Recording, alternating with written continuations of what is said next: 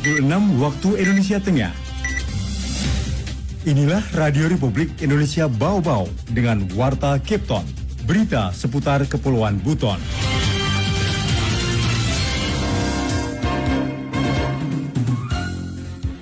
TBC yang menular gampang lewat udara itu diisolasi di ruang khusus di sel kamar 18 itu.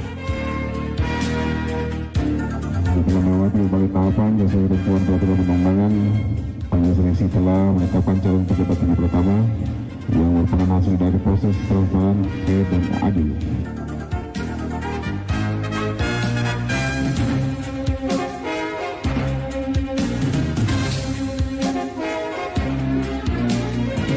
Selamat pagi. Dari kawasan Bukit Ole Indah, Warta Kepton pagi ini menyampaikan pokok-pokok berita. Ratusan narapidana di Lapas Bau-Bau jalani pemeriksaan penyakit TBC terhadap warga binaan yang terindikasi penyakit. Pihak lapas menyediakan ruang hunian khusus. Setelah melalui beberapa tahapan seleksi terbuka dengan penilaian objektif dan terukur, Wali Kota Bau-Bau Laude Ahmad Muniansyah akhirnya melantik 2 kepala OPD hasil lelang jabatan. Inilah Warta Kepton selengkapnya hari ini 23 Agustus 2023 bersama saya Rizka Harlina.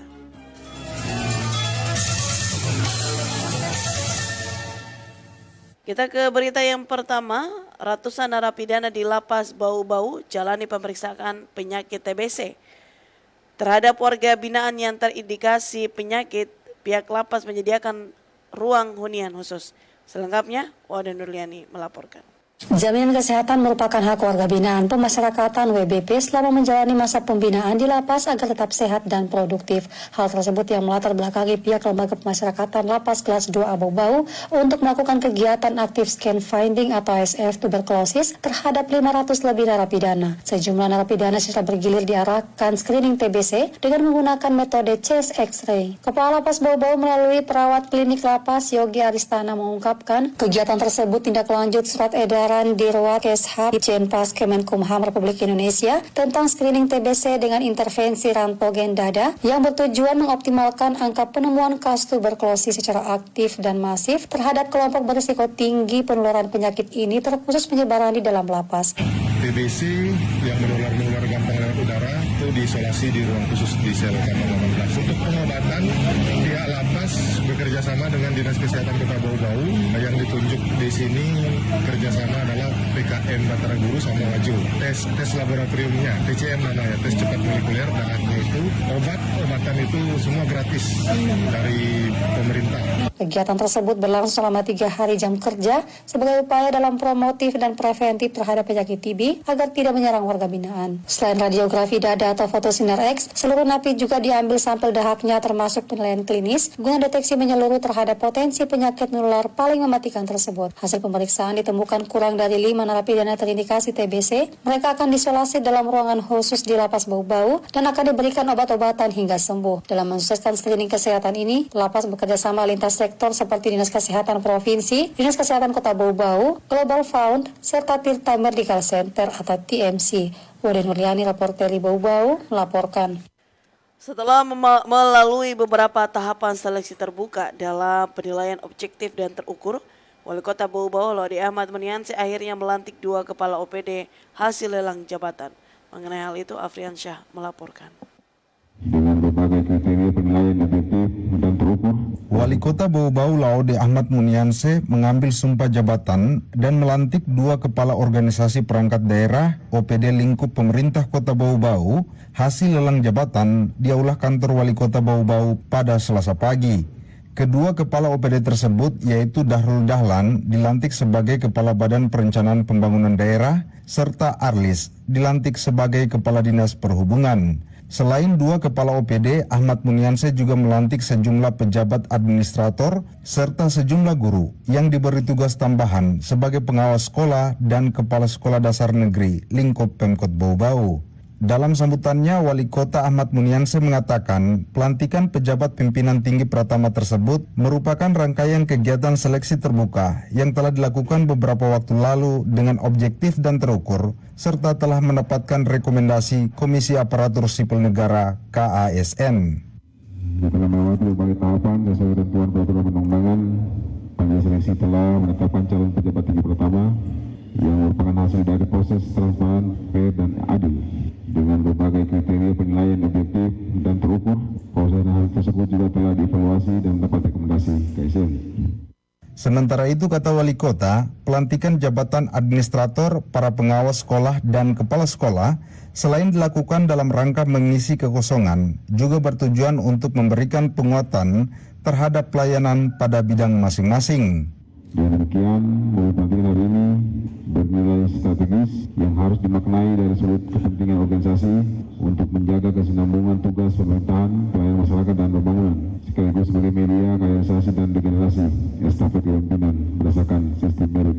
Dalam kesempatan itu, Ahmad Muniansyah juga menegaskan bahwa pembenahan birokrasi lingkup Pemkot Bau-Bau akan menjadi konsentrasi hingga akhir masa jabatannya sebagai Wali Kota Bau-Bau pada akhir September 2023. Karena itu, ia mengatakan pelantikan hari ini bukan yang terakhir. Hal itu sebagai wujud komitmen untuk mewariskan kepada penjabat transisi suatu birokrasi yang loyal, berintegritas, dan profesional dengan spirit jiwa melayani serta kolaboratif.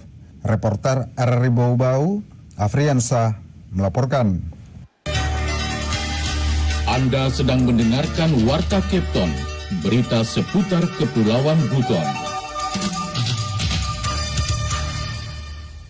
Pesta adat Kagasiano Liwu yang saat ini telah dihidupkan kembali oleh masyarakat Labalawa, Kecamatan Betombari, setelah sekian puluh tahun tertidur, rencananya oleh pemerintah Kota Bau-Bau akan dijadikan sebagai agenda rutin pariwisata. Wali Kota Bau-Bau Laude Ahmad Muniansyah saat menghadiri acara Pesta Adat Kagasiano Liwu di Kelurahan Labalawa Senin mengungkapkan pelaksanaan Pesta Adat Kagasiano Liwu oleh masyarakat Labalawa haruslah memperhatikan beberapa hal untuk dipertimbangkan. Di antaranya pelaksanaannya disesuaikan dengan hari ulang tahun Kota Bau-Bau sehingga tempat dan waktunya dapat disesuaikan dengan agenda pesta adat lain seperti di Kecamatan Surahulio dan kampung-kampung lain termasuk Batu Puaro, Kanakea, Kaubula yang masing-masing akan selalu diselenggarakan ritual adat. Dikatakan penyesuaian agenda pesta adat masing-masing kampung yang memiliki keunggulan budaya tersebut dengan hari ulang tahun Kota Bau-Bau dimaksudkan agar menjadi salah satu tempat tujuan wisata buat orang yang datang ke Bau-Bau bersamaan dengan HUT Kota Bau-Bau. Guru dan tenaga kesehatan. Berita yang terakhir, pemerintah Kota Bau-Bau mendapatkan alokasi calon aparatur sipil negara CASN tenaga fungsional guru sebanyak 334 orang. Mengenai hal itu, Hairul Mulku melaporkan. Tenaga teknis diusulkan, tapi kan slotnya juga di Jakarta mungkin yang diprioritaskan dulu yang tenaga itu kan, tenaga fungsional guru dan kesehatan.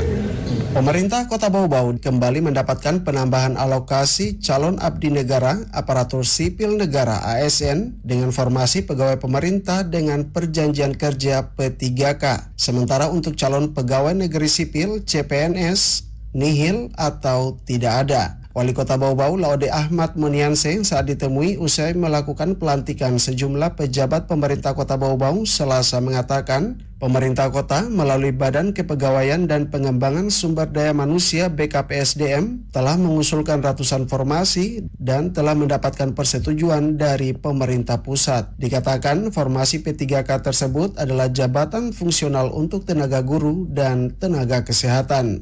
Ya, P3K sudah diusulkan kita. Sudah masuk tahun 2024, saya kira ada berapa itu? 300-an mungkin. Ya. Itu formasi guru atau? Guru dan tenaga kesehatan.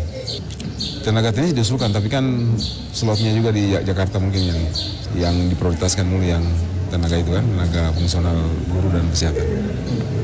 Sementara itu dikonfirmasi terpisah, Kepala Badan Kepegawaian dan Pengembangan Sumber Daya Manusia BKPSDM Kota Bau-Bau Waode Muhibah Suryani menyebutkan formasi P3K yang telah mendapatkan persetujuan tersebut adalah jabatan fungsional guru sebanyak 334 orang. Sementara untuk tenaga fungsional kesehatan masih dalam tahap finalisasi persetujuan jumlah alokasi.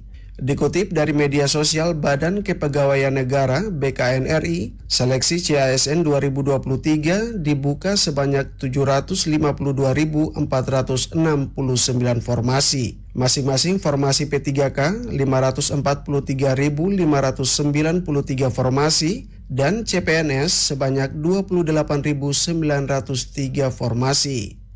Reporter RRI Bau-Bau, Hairul Mulku melaporkan.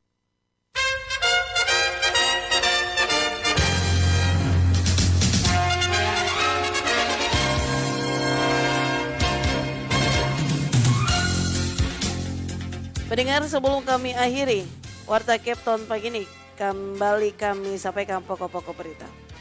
Ratusan narapidana di Lapas Bau-Bau jalani pemeriksaan penyakit TBC terhadap warga binaan yang terindikasi penyakit yang terindikasi penyakit.